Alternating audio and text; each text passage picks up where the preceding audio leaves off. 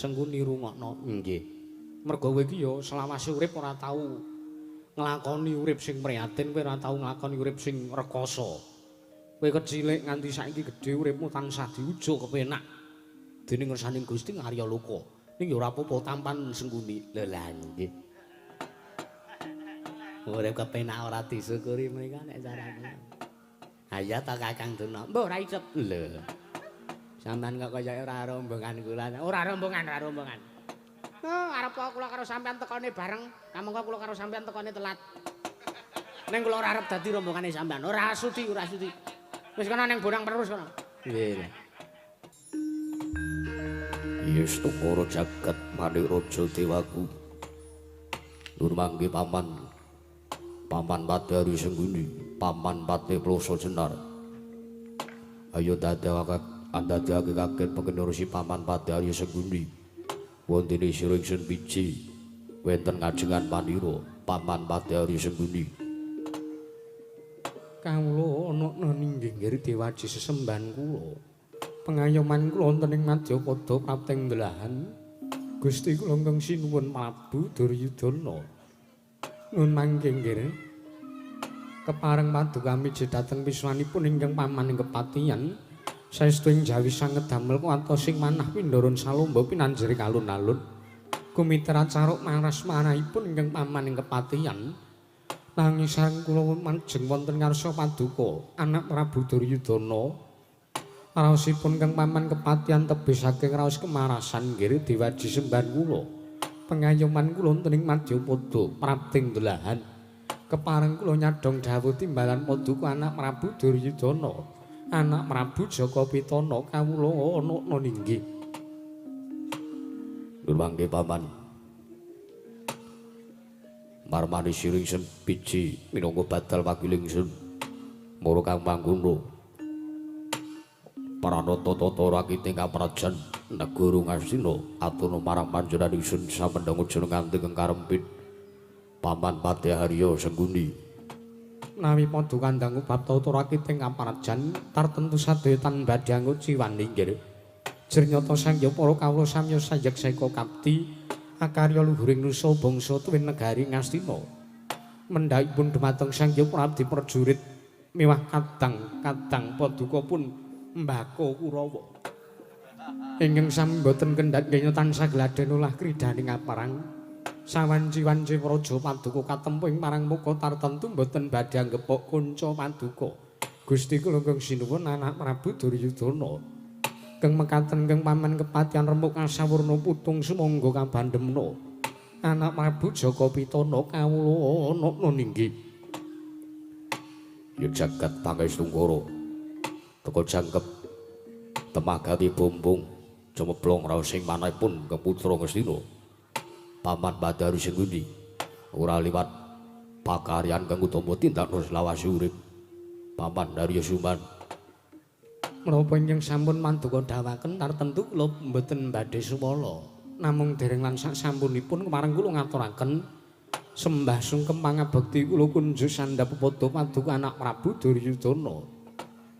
Dosa menapa lan palat kula inggih badhe dawuh dhateng ngersanipun kang putra menawi kula wantun nampi sembahipun tiyang sepuh nanging kula semanten jernyoto sing andika menika minangka Rangkanata negari Ngastina lajeng kula inggih dados nalindra paripaksa sembahipun paman Pati kula tampi pangestu kendelo sami-sami paman Harya Kawula ana ninggih.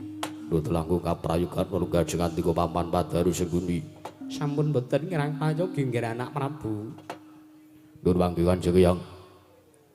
Kanjeng Hyang Bisma ing Talkondo, Kanjeng Hyang Dewa Brata. Sarawuh paduka Kanjeng Hyang Bisma ing Talkondo rawuh wonten negari Ngastina.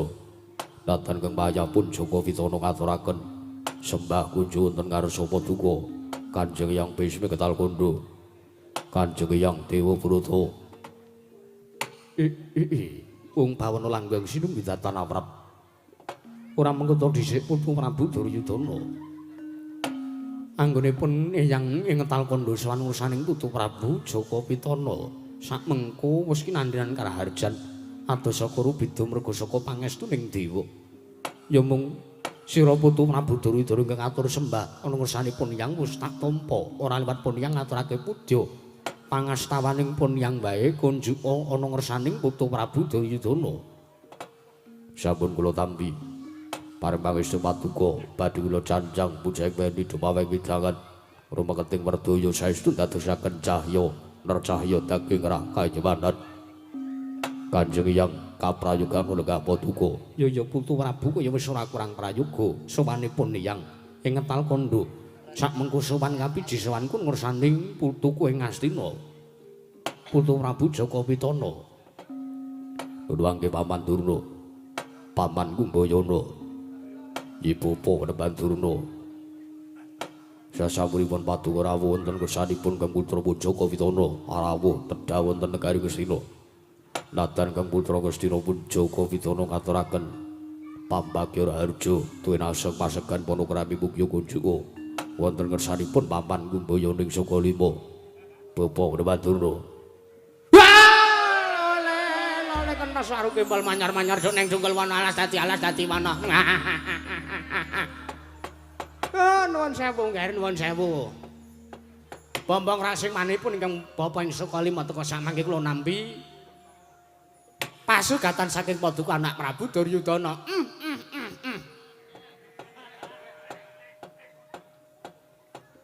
Kakang Durna kenging napa? Mboten napa-napa.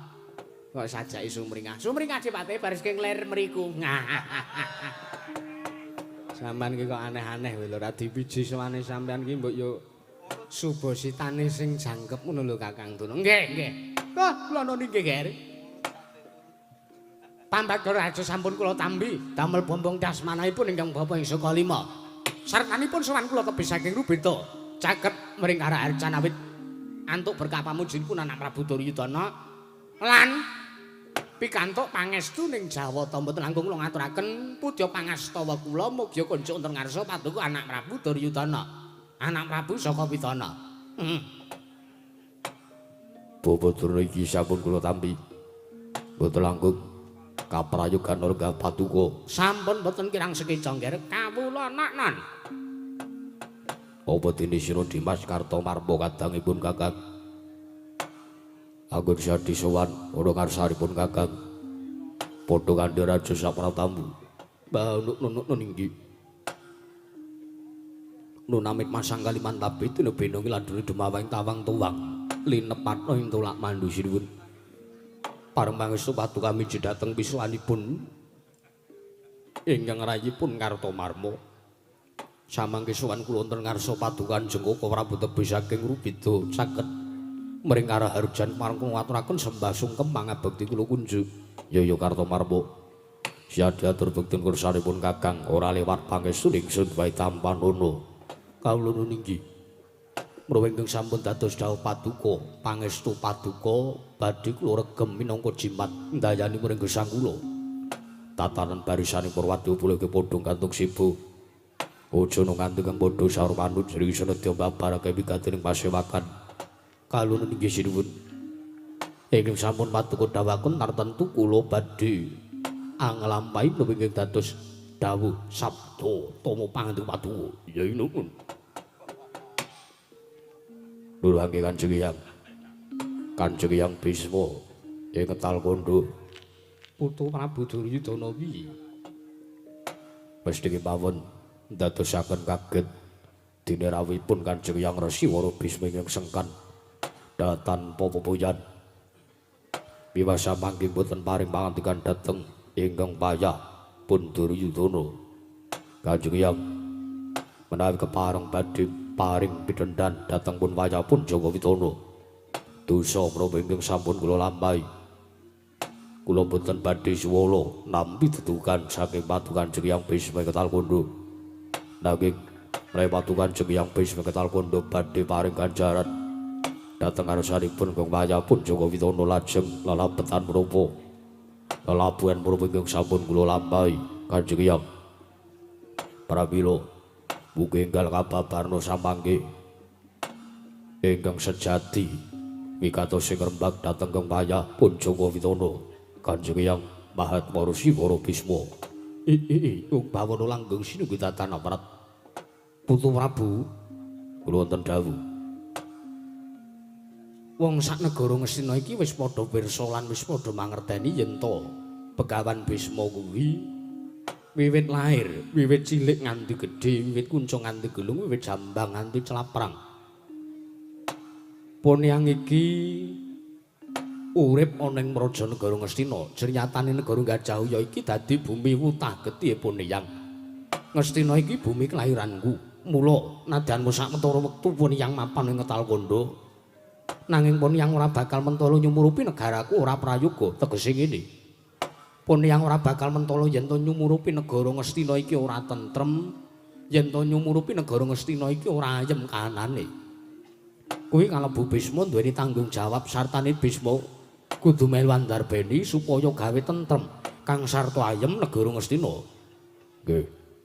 Mula kang saka kuwi pendak-pendak Poniang sowan ana ngersaning Putu Prabu Duryudana pamangka tanpa nyaosi uninga marang Putu Prabu Ngastina. Bisma mesti tetinju marang negara Ngastina sebab manggene yen to aku bali marang negara Ngastina kuwi ibarate kaya dene kebo ingkang bali marang kandhangi Kurupati. Praptaku ana ngersane putuku Ngastina iki ya praptaku ana ing negara Ngastina iki sayekti mung bakal nitipriksa kelawan kahanan negaraku ya kahanan bumi wutah getihku. Nanging mangerti ya nggih. Bareng Poniang mapan ning kutha gara negara Ngastina, wela kagiat sotaning penggaling Poniang teka sak mengko nyumurupi akeh ngumbul-umbul sarta gendera ingkang pinajang ning kutha gara. Kacehna yen to Putu Prabu nedeng nganakake pasewakan ingkang mapan ning kedaton negara Ngastina. Mula kadreng rasaning Poniang tan bangkit pinambeng. Nggih, Putu Prabu. Marta diake Poniang bakal nungsung merta nyadong dawuh. Yen to wadi tumraping para kadang sentana ayo tak kandi mlebu sajroning kedaton catur netra nang sekelawan Poniang Ngetalkondo. Nanging yen to kepareng kababarna ingkang sawiji apa to wigatine Putu Prabu Duryudana nganake pasewakan ingkang beda kelawan adat ingkang wis kelakon Putu Prabu Duryudana. Yesu para jagat maniraja dewaku. Durwangge Kanjeng Hyang ngantos sak panggi damel kaget setaning penggalih paduka Kanjeng Hyang Mahatma Siwara Bisma katitik natan kula menika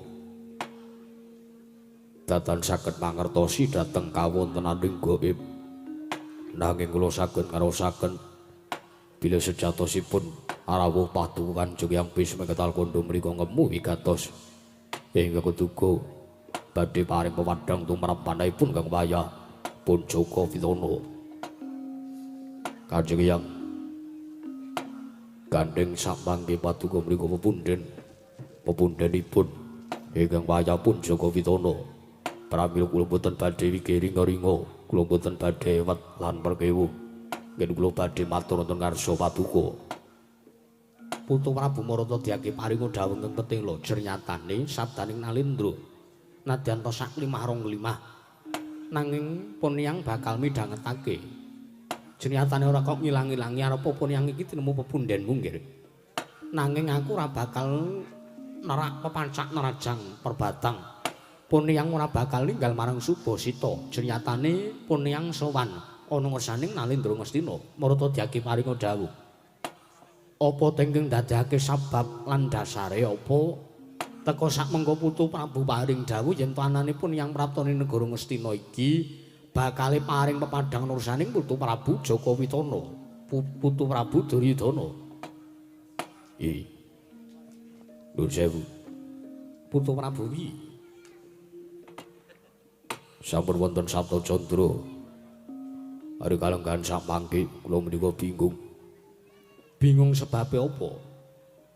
Bingung penggalih kawontenan ingkang sampun kula lampahi lajeng kawontenanipun menapa boten sanes kejawi nambung kula sabda candra rikalgan samangke kapengker kula nampi sasmitaning dewa kula nampi wising jawalta bilih kula kinen gayuh kanugrahaning dewa badhe tumedhak kamangka salaminipun gesang Ingkang wayah pun Duryudana menika sepisan kemawon dereng tau tati nabi kanugrahaning dewa. Pramila kaget manah kula lan bingung kados pundi. Anggen kula badhe nggagapi dhateng laman mriku. Pangandikaning dewa kula othah, kula athik, kula gelar, kula gulung. Kula petang lan kula pitung. Kula bingung kedah kados pundi. Pramila samangke rawuhipun Kanjeng Hyang Bisma menika saestu badhe asring lumadang dhateng manahipun ingkang wayah pun Duryudana. Wong bawana langgeng sinunggih tatan awrat mengko sikik nggih. Kanjeng Hyang kados pundi? Kaget maneng Poniang ki kaget ya Poniang seneng. Remen liripun kados pundi? Kaget ku ngene. Ning atase Ratu Ngastina ki ratu sing ora tau nglakoni prihatin. Jenyatane ora kok miyak wadi lho nggih. Ora kok miyak wadi. Anane putuku Ngastina ya putu Prabu Duryudana ya sampeyan jumeneng nata sinengkake ngaluhur ning Prajanegara Gajahya iki. Ibarate mung nglungguhi krasa gumelar. Sebab apa pun yang matur kanggo ya mangkono. Wiwit biyen ingkang babat-babat negara Ngastina iki pepundhenmu Prabu Gajendramukha. Banjur nganti tumurun tekan pamanmu ya kuwi Sawarga Prabu Pandhu. Ingkang rikala semana negara Ngastina dititipake ana ngersaning wong atuwamu. Ya bapakmu ya ramamu ya kuwi Prabu Dastarasta. Banjur gandeng Prabu Dastarasta ngrumangsani sartaning duweni rasa pangrasa yen to wis ora betah sartane ora saguh yen neruske Prabu negara Ngastina banjur lumintu ana ngersaning putuku Ngastina. Mengko dhisik negara Ngastina iki tak sejati darbaing para Pandhawa. Negara Ngastina iki putuku Ngastina, putuku Duryudana. Kuwi rak sejati ora melu duweni. Jenyatane negara Ngastina iki mung negara titipan. Ha ya to? Nggih. Putu Prabu Duryudana iso ngrumangsani iki apa ora? Saged. Kula saged ngrumaosi. Nanging dudu kuwi sing bakal pun yang rembug.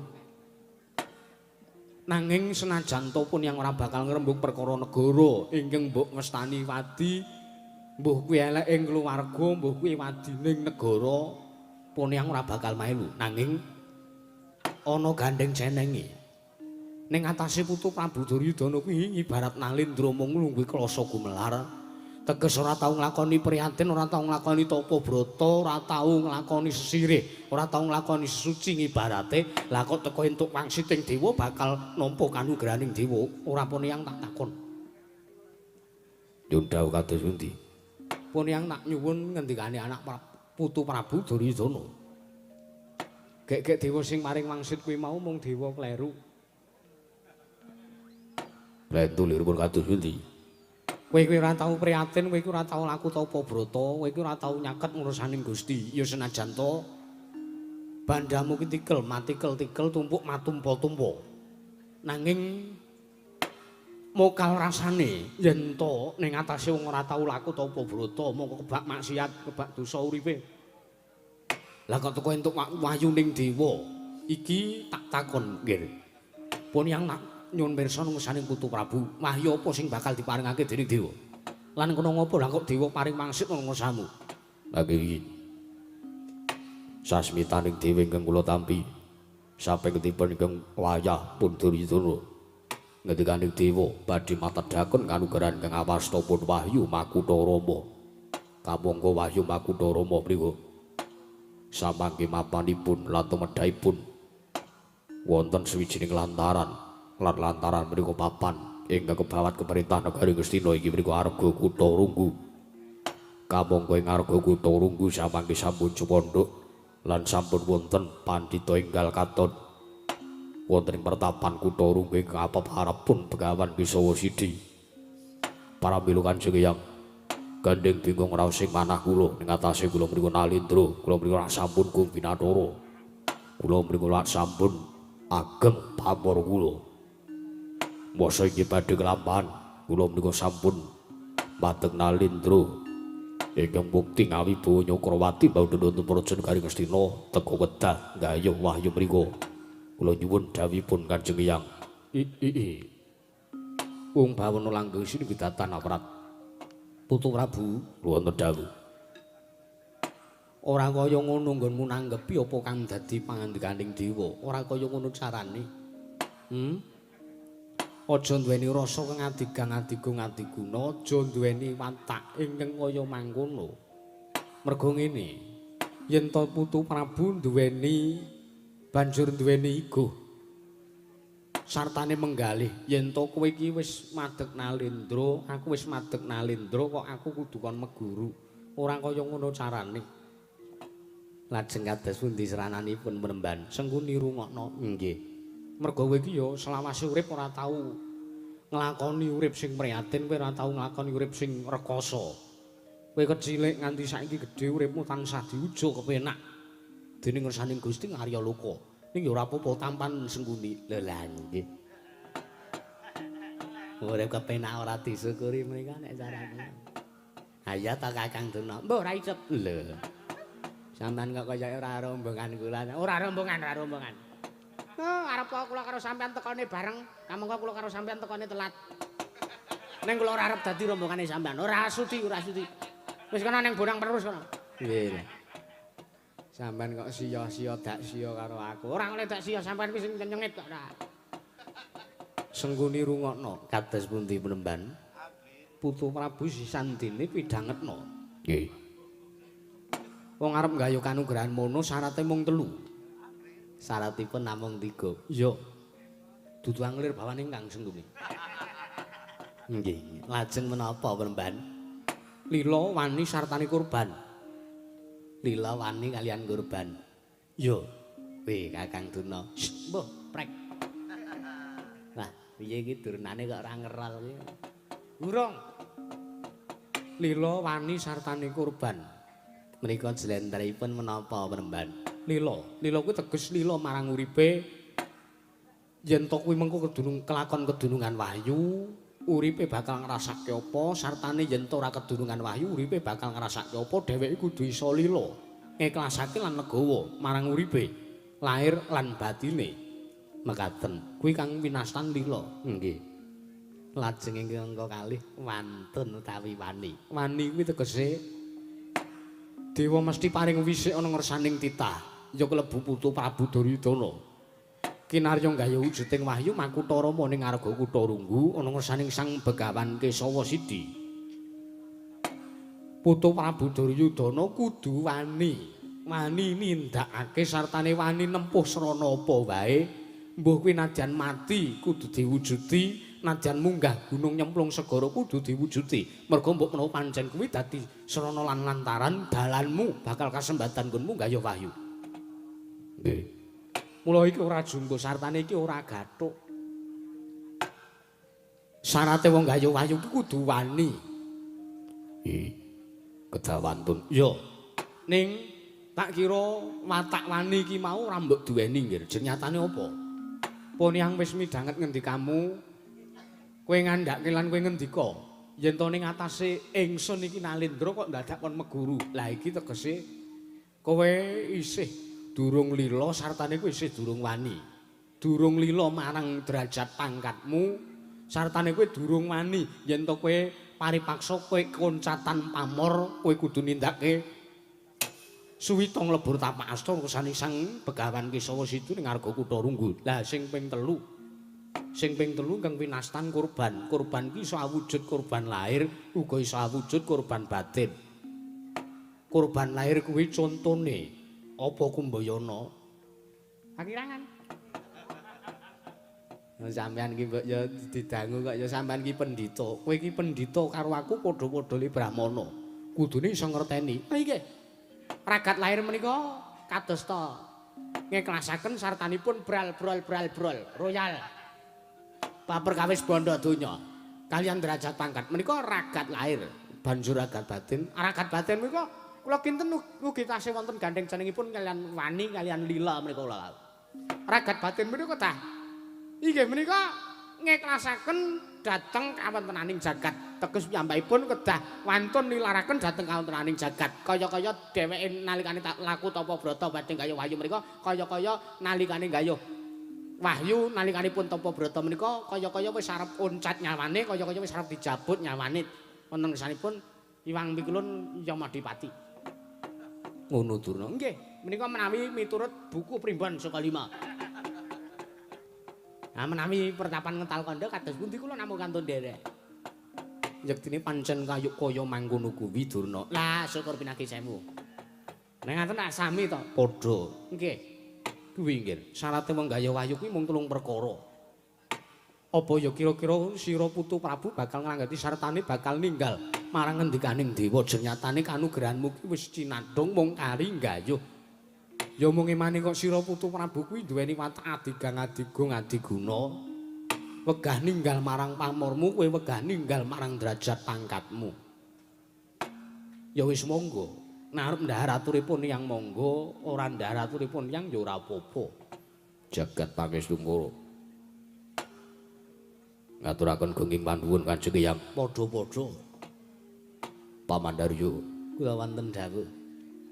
kados pundi mengajeng andika babagan wahyu Makutha Rama menika. Nuwun sewu kok. Kula niki nuwun sewu. Kula niki wong sing ora tau mangerteni marang sing jenenge Wahyu menika. Mekaten. Inggih, merga kula menika sak jejumlek sasruwisine urip kula menika mboten tau tate lagu priatos.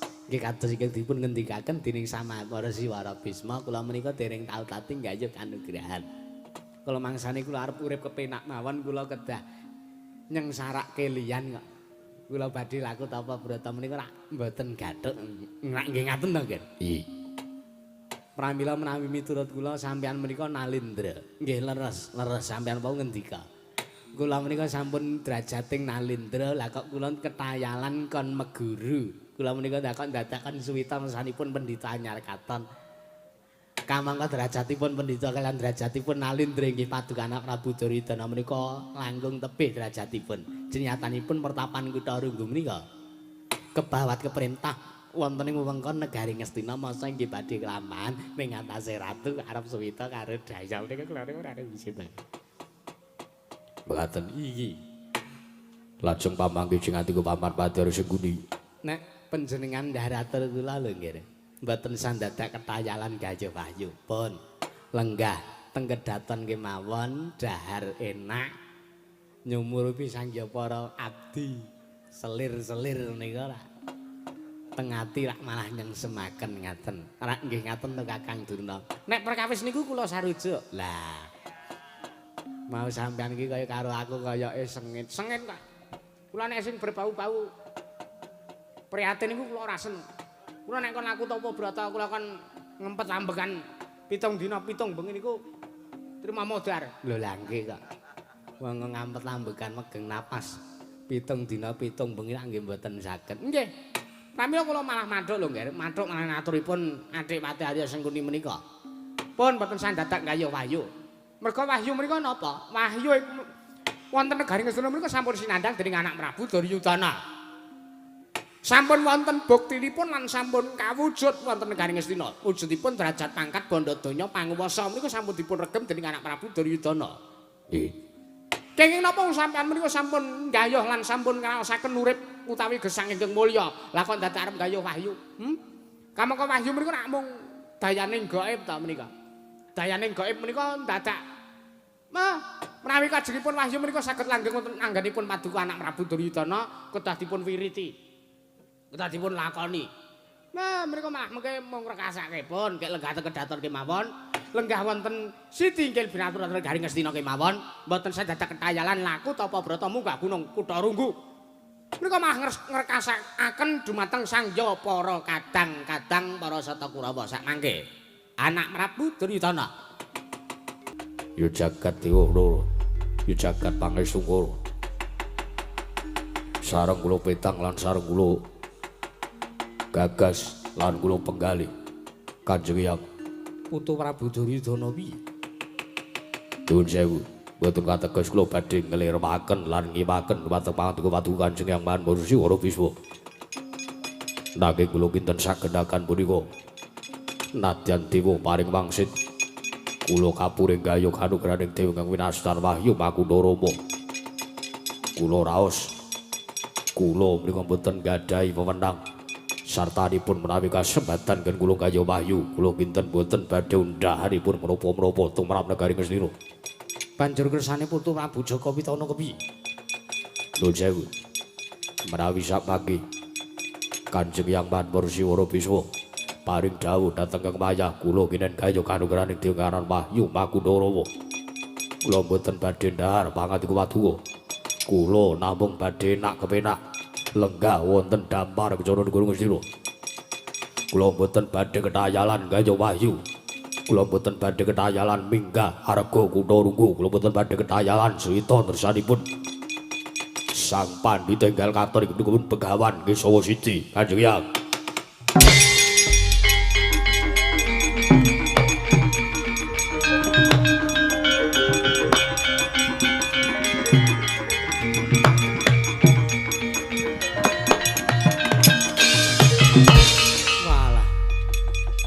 Astungkara sidamung bawana langgeng sinunggi tatanawrat. Ora mengko dhisik nggih Putu Prabu. Ya, ora dadi ngopo. Ora dadi ngopo nek pancen sira Putu Prabu Duryudana ora arep nggayuh wujuding Wahyu Makutharama. Ora ana rasa ingkang mesgul. Sajroning atinipun Hyang merga sangka Putu Prabu Duryudana ingkang ora ndhahar aturipun Hyang. Ora dadi ngopo. Ya mung tak kira wis ora ana gunane meneh. Malah mung ngeman-eman karo jenengku, ngeman-eman karo derajat pangkatku lan kalungguhanku. Ngeman-eman karo kahananing Begawan Bisma ya Begawan Dewabrata. Yen ta aku isih suwe lan aku ngepenakke lungguhku ning kedaton negara Ngastina. Tak kira nadyan aku ora melu mangan nangkane nanging aku bakal melu gabol pulute. Tegese nadyan aku ora melu tumindak angkarane nanging aku go melu klepetan dosane Kurawa. Yen mengkono ya nggih sekecakno kepenak lungguhe Putu Prabu Duryudana pun yang Ngetal Kandha pamit aku tak bali ning pertapan Ngetal Kandha.